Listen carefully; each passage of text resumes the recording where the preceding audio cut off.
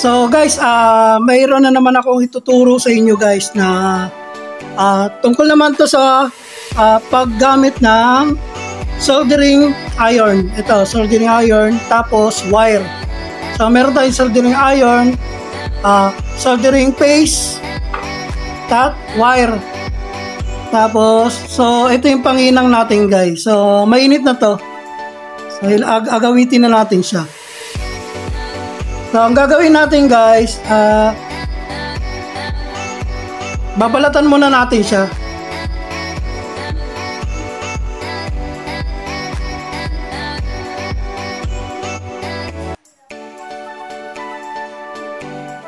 So, yan guys, nabalatan na natin. Tapos, pagduduktungin natin guys yung pinakadulo.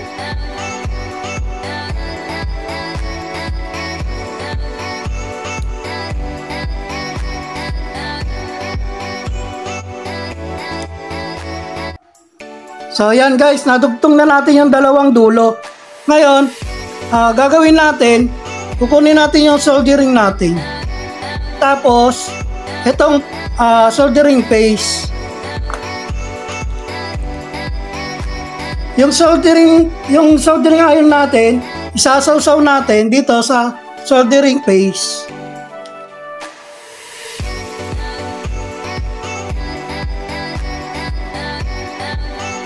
So, sasawsaw natin ng ganyan guys.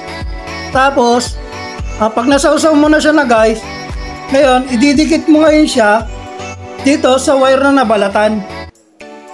So, kung nakikita nyo yan guys, ng wire na nabalatan guys, bali, ang gagawin nyo, iuunan nyo munang ilapat itong soldering bago itong panghinang.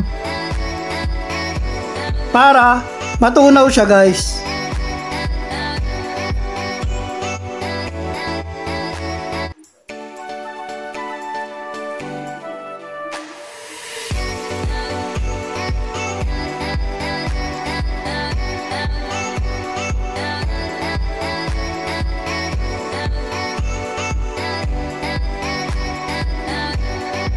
So, ganyan lang guys ang paghihinang guys.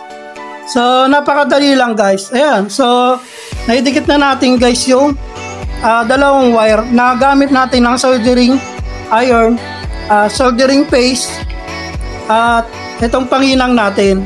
So, ganoon lang kadali guys.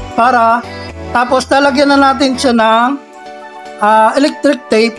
O kung meron naman kayo na pangbalot yung shrinkable, pwede naman yun. Tapos kuha kayo ng lighter, sunugin nyo yung shrinkable para dumikit siya ulit. So yan na guys siya. Yan, kung titingnan nyo guys,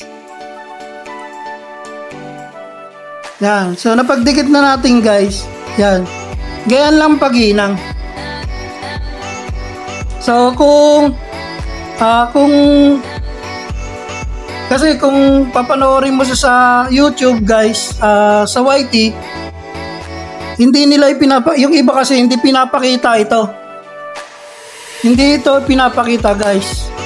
Kasi kung ito lang ang gagamitin mo, yung soldering guys, tumatalon. Pansinin nyo guys, tatalon to.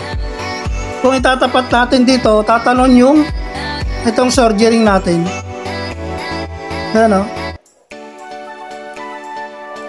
Yan guys, tumatalon siya. Kaya kakailanganin mo ng soldering paste para mabasa siya, para smooth lang yung paglalagay niya ng soldering papunta doon sa wire. So, yun lang guys. Sana nakakuha kayo ng idea about doon sa paghihinang natin. Sa susunod na video naman natin guys, turuan ko naman kayo about sa speedometer natin. So, yun lang guys, at maraming salamat.